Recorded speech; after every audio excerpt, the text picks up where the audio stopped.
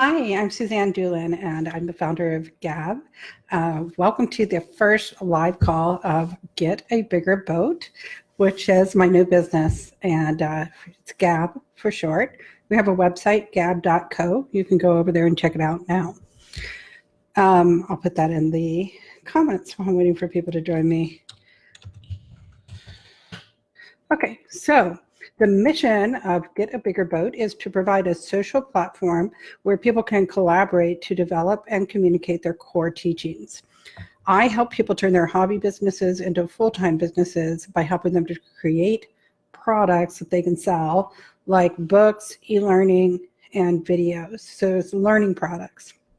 And I help you to develop like a full curriculum of learning products, workshops, your whole thing. Like, where do people start? What's the first step in learning with you? How do you get enough people in who are interested about that? And then who are the people that are going to be like your people, the people that really want to study with you, who are going to go all the way up the learning ladder and become like black belts in whatever it is that you teach. And then what are you going to teach those people? I help you to figure that out so that you can become a more effective teacher and you can make a living and a sustainable business supporting you so that you can live a creative lifestyle and do this work that you're called to do. I worked professionally as a writer for many years. That was my bread and butter. I made a lot of helpful books, and I actually brought some to show you that I did. So this is a little events guide that I did for a yacht club. And you can kind of see the layout and design of it. This is a software manual that I wrote. These are older because back in the day we used to print books. And so these are my older samples. So this taught you how to use the software. And then this is a book that I wrote for Bell South Cellular's Research and Development Lab. And this is like one of my favorite books because I managed to use hot pink in the graphics for an engineering manual. But you can see this one has like a lot of network graphics and things in it as well. This was actually one of my more interesting projects that I worked on with them. So I worked professionally as a writer for many years. And the reason that I started up Gab is that I see a lot of people trying to do creative projects and they don't understand how big and complicated these projects are. The company is called Get a Bigger Boat because when you start to get overwhelmed, you need to get more help and more support. So just like when the police chief in Jaws realized that Jaws was like a really, really big shark, he didn't back down. He just got a bigger boat. Well, that's what you need is you need more help to get through these projects. And I'm it. I know how to do creative projects. I've been managing them for 25 years. I know I have the resources here to help you out. So I have videographers here. I have marketing experts here. I have business experts here. And I can help you to like sell these things once you actually produce them. So that's the whole point, is to give you the support that you might have in corporate America to actually get something out to people. But instead, it's me that's providing it. A book, if I were to charge you, if you were to come to me and say, I need a book written to explain whatever it is I do, and you were a corporate customer, I would charge you about $35,000 to write that book. And that is not a made up number. That's not a pulled out of the air number. That's a real number for a real project that I worked on. That's about 3 months of my time at a corporate rate. I would expect also to have access to experts who could fact check my work. And I would need some time from somebody who was really good with grammar. So, the company would actually be paying more than $35,000 for that book to be written. They'd probably be, by the time they paid those experts, that time probably looking more like $70,000. And time is money. If a book is important to your business, why do they pay me that money? Because they can't sell certain products until there's a book. There are certain engineering products, you can't sell it if you don't have a manual, even though nobody reads it. They need it to sell it. If that's the thing that's stopping them from selling it, they'll pay that money in order to get it done so they can get it to market. So you need to think about yourself as a business. I want you to think about the fact that if you had this book now, what could you be communicating to people? Maybe you actually need to hire a writer to just go ahead and do it so you have that asset in your business and you can just move forward. If you're like, once I get this book written, then I can start to teach people my thing. Well, how quickly can you get it done? Because the quicker you can get it done, the quicker you can start living that life that you deserve to live. So I just kind of want to open your mind up a little bit about what is the business purpose of this book in your business. I work professionally as a video producer on a lot of my learning projects, and I hired a videographer to help me make my video because they had better equipment. She had a better eye for it than I do. I'm less experienced with the current equipment, and I could get it done faster with her help. Okay, so let's talk about how you write a book. Now that I've scared you off from writing one, I don't mean to scare you off. I really want you to write your book, and it's important. I guess I want to hear what you have to say. So, let me tag Flissy on this too. Let's see if I can. She hasn't liked this page yet. Okay, well, I'll tag her in the replay. Okay, so it's very easy when you write a book to get bogged down in the process of the revisions. It's pretty easy to get started, and then what happens is that halfway through you sort of realize that you have a mess, and that becomes really demoralizing. So what I'm going to teach you is a process that I developed when I was a technical writer for Bell South Cellular's Research and Development Lab.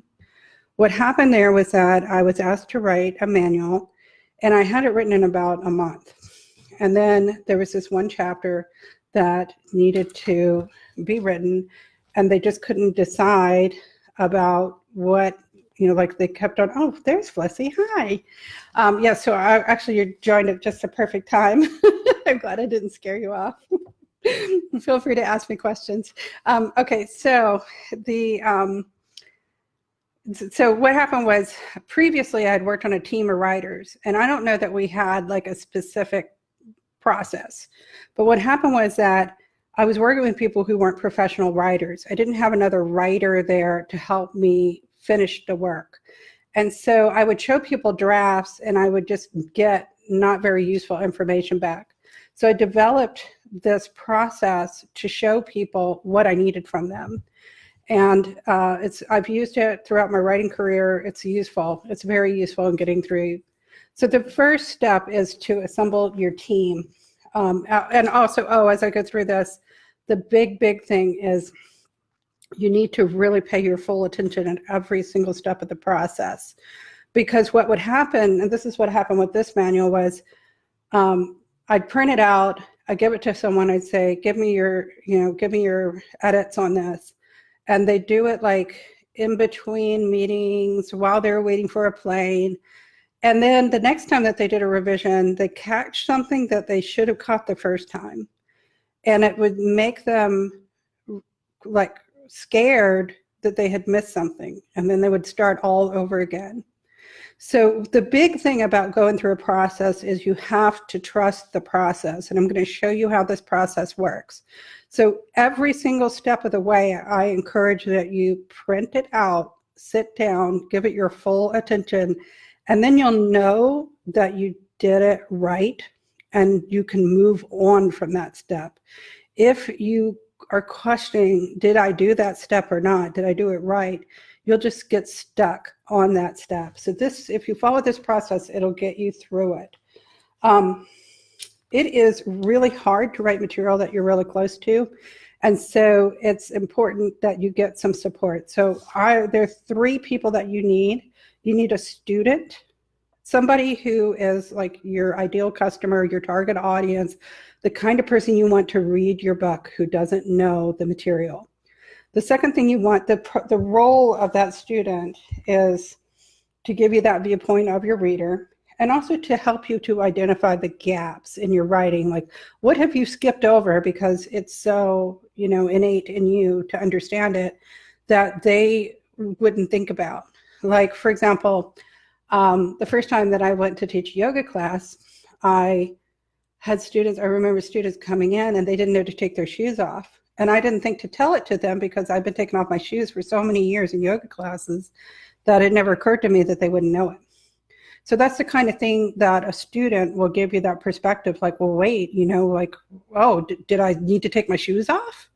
Yeah, and that's the kind of step that you'll miss if you don't have that reader. So that's their role. The second one is an expert, somebody who is basically equally as knowledgeable as you about the field, somebody who's really going to know the terms.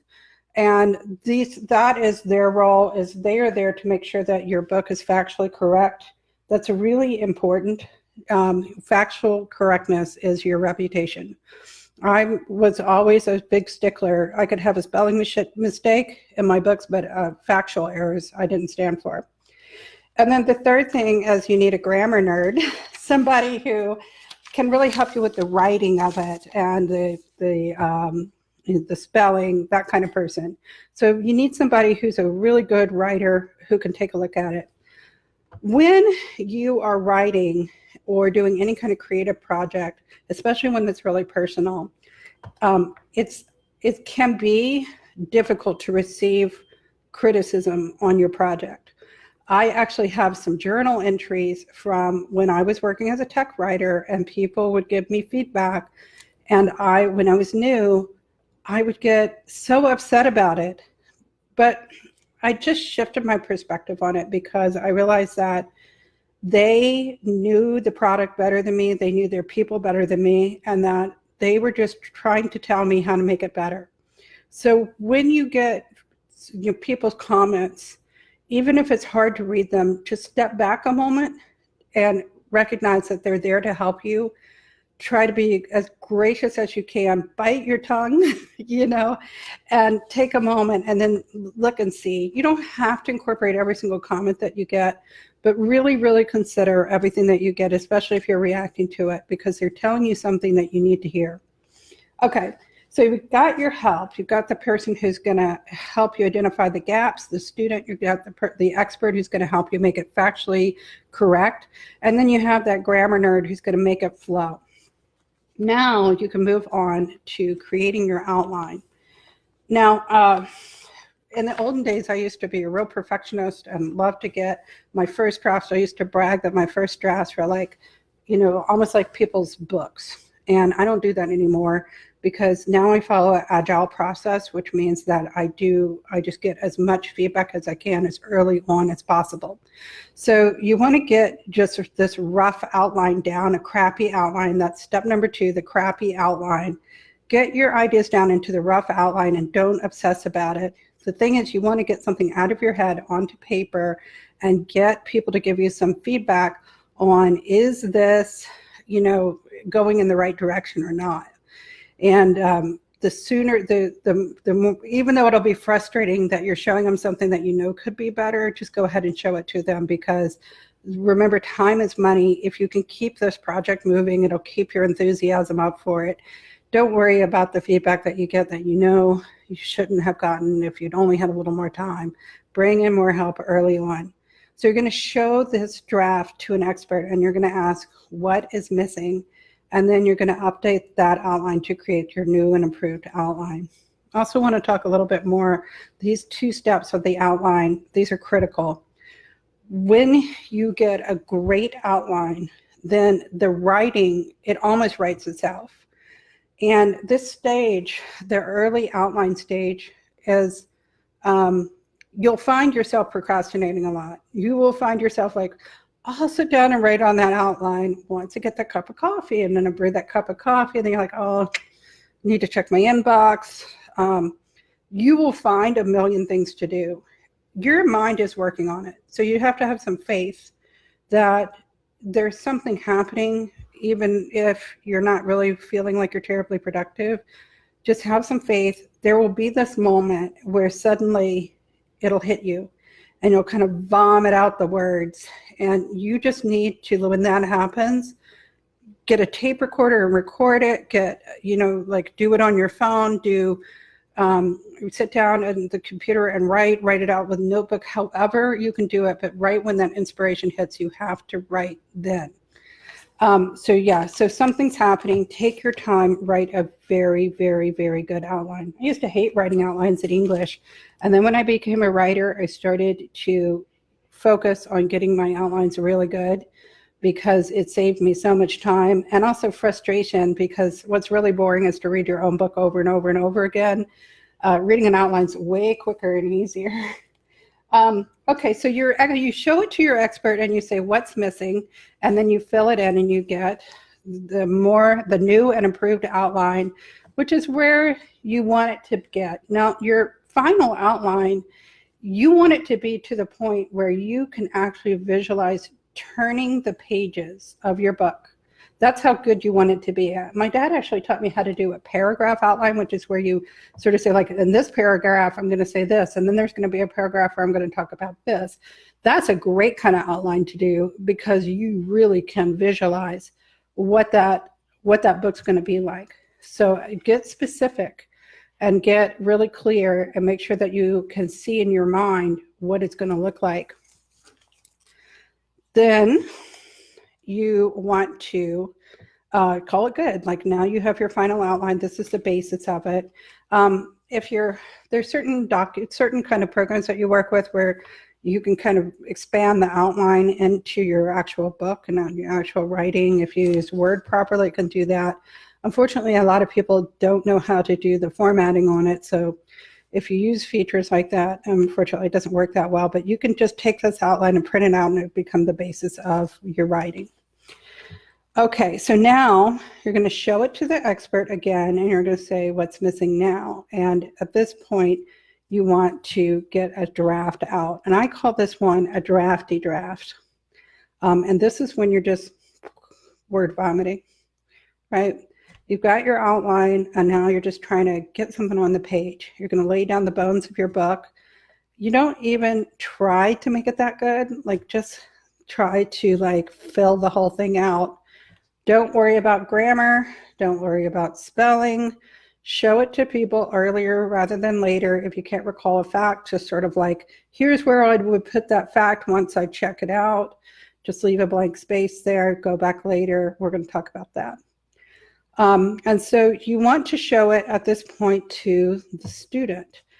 So when you ask these people for their help, you don't need them the whole way through the process.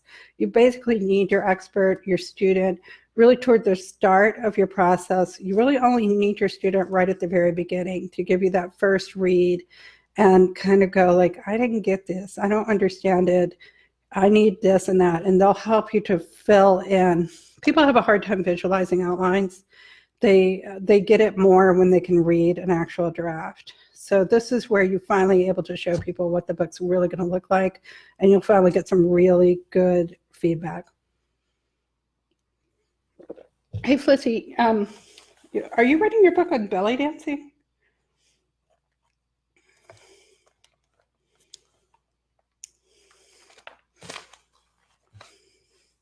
Okay, so now it's the fifth step is to get your facts right. And to me, this is really important. It's also really boring. It's really your reputation that you have to be the expert in your field, and it has to be technically accurate. If you're going to use Sanskrit, you have to have those Sanskrit names right. If you're going to use professional terms, you have to use those terms right. It's very, very important that you double check everything. Nope, I'm writing a book. Now I see I'm writing a book. I think it's hiding some of your comment. Oh, I'm writing. Yeah, I wouldn't thought to show my work. I know that's the big thing. It's like I started showing my work like way, way more. I wrote a book about yoga sequencing. Oh, very needed. I see so many requests for that in the discussion groups. Right, showing people your work is really, really important. And there's sort of this myth that people have that the way you write a book is like you go and you hole up in your closet and you write and write and write, and then you like send it into a publisher and you spring it on the world. And that is not how you write a book. Usually when you send a helpful book, if you're doing an instructional book and you're going to a publisher, not only do they want to see an outline, they want to know who the market is for it. So you already have to have the market. And essentially, they're going to reshape your whole book for you. So you go to a publisher and say, look, here's what I'm thinking about writing. And they're like, oh, well, have you considered making it a diet book? We want to put it in that category. It's selling like hotcakes. And so you end up with a totally different book when you get, once you get their feedback. So you don't want, especially if you're looking to publish it, you want to just write an outline and a first chapter, and then you get that to the publisher. And the same kind of idea, like you want to start showing it to people, because your book can end up being something very different from what you thought in your mind when you start to show it to people. Okay, so that's about that. So you've got your book technically accurate. You're going to show it to the expert. You're going to ask them. So you have to ask them these pointed questions. Otherwise, what will happen is that they will tell you about your spelling and your grammar. And you don't need the person who's like an expert in yoga to tell you that you misspelled a word. You need them to give you, make sure it's accurate. So give people direction and tell them what you want them to do. And they're going to also give you feedback on your spelling and your grammar, which is kind of annoying, but it's fine. Just let them do it and make the updates and, keep going. Okay, so the next step is to make sure it's grammatically correct, the spelling is accurate, and the writing flows smoothly. And why is this really toward the end? Because isn't it all about being a great writer?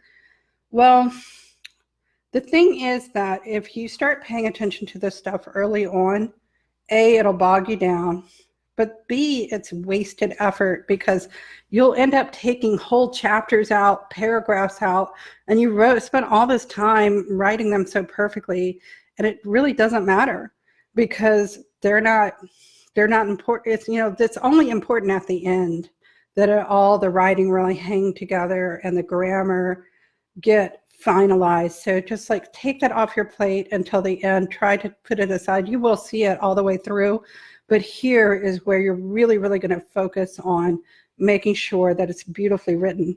If you're writing instructions, there's a couple of little tips I want to give you. One is that you want to use the present tense as much as possible. So let's say, a lifetime in the arts was experienced with unhelpful people, unhelpful feedback, and practice asking people for help. Right? Yes. When you're in art that you do need to get people's feedback, but also take it with a grain of salt. But I also feel like when I really react, I try to really notice that I'm reacting and then think about whether, it's just gotten so personal for me that I can't see that I do need to make a change. I remember one time I was doing some creative writing, and this guy in my class, he just marked it all up with red ink, and I was so upset. Later, he became one of my best friends because I realized he was one of the only people who really paid attention. And even though he wasn't my ideal reader in a lot of ways, at least he had really given me his care and thought on what I was doing. And I appreciated it a lot. At first, I was so mad that he didn't love it. Okay, so you're gonna wait until the end to do the spelling, the grammar. So you want it, first of all, you want to put your things in present tense. So instead of saying, you will do this, you're just gonna say, do this. And it'll make your writing just flow so much better the more you can put in present tense, especially in instructions. You want to give them commands, do this, do that, instead of telling them. So if you see yourself writing a lot in future tense, you will do this, you will do that, just start writing it straight. And it'll feel weird at first when you're not used to writing that way, but it reads so much quicker. And then the second thing is to write your instructions in the order that they have to follow them. So you don't want to say something like, let's say it's a yoga instructions, like put your feet on the mat, and you haven't told them to put the mat down, or put your feet on the mat after you lay the mat down. You want to say lay the mat down, then put your feet on the mat. You want to give those instructions in the order that they're going to follow them, and it's harder than you think. There's a lot of ways in English to turn sentences around. There's a lot of ways to write things where it's sort of backward. And just read it and see, are they seeing the words in the order that they need to follow it? Okay, so you're getting really close at this point. You've channeled your inner English teacher. You've got your tenses in the present tense if possible. Everything's sequenced properly. The book is complete. It's really getting there. Oh my God, it is time to publish. This is the final draft, and there is one important question on your mind, and that is there anything that would be embarrassing for people to see in print? And this is to say that at this point you have to trust the process. You have lived with this book for 2-3 months or more, maybe years. You've read it, you can recite it from memory now, and it's time to get it out there into the world. There's probably going to be a few errors, and the thing is that, are they errors that you can live with? Well, that's what you're looking at now. It's time to publish. You have to trust your process, and you have to do this final check and your question in your mind, and anybody else who's reading this for you at the stages, is there anything embarrassing that can't go into print? I actually just was going through this. I have a course that's out. We're out advertising it, promoting it, and there's a ton of work. It's a huge project to get this course developed. It's 8 minutes to inner peace. If you want to check out the sales page, 8 minutes to innerpeace.com with the number 8. And that course, there's a number of things that we'd love to do to make it even better, but right now it's good enough, and that shouldn't stop me from getting it out there and helping people with it.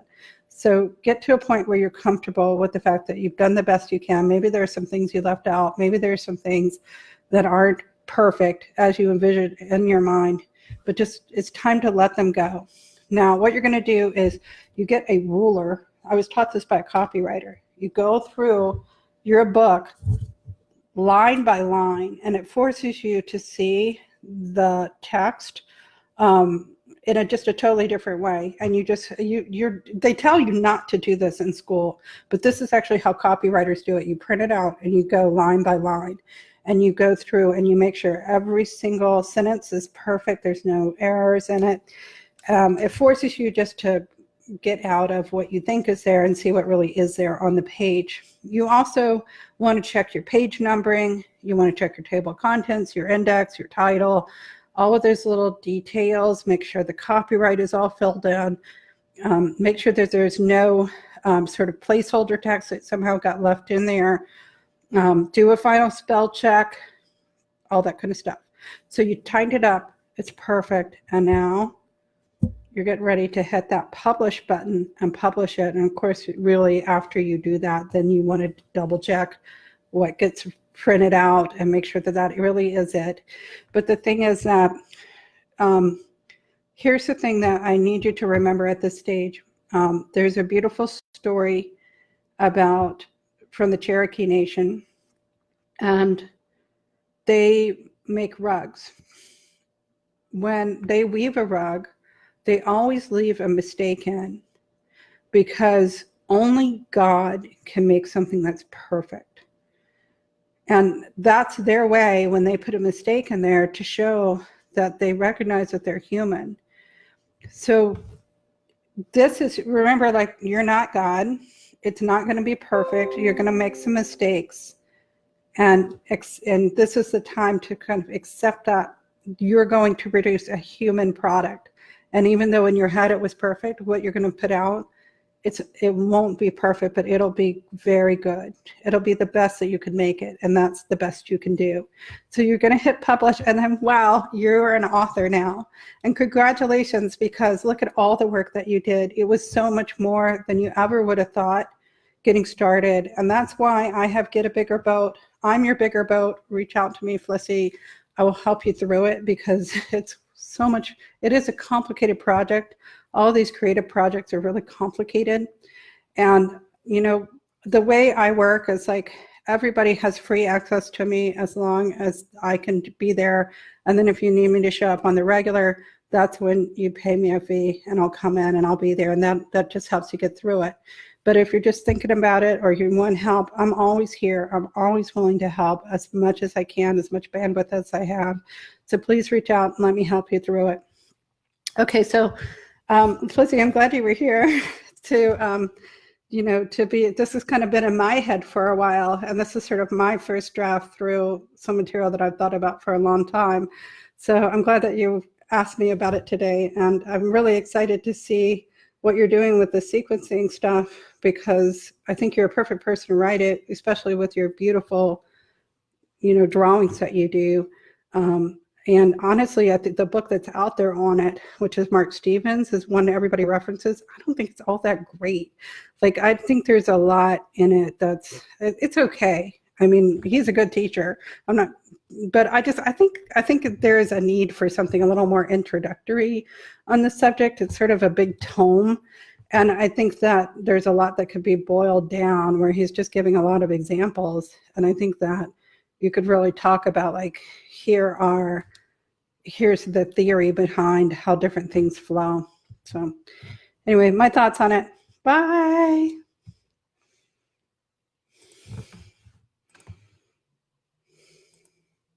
Can I end it?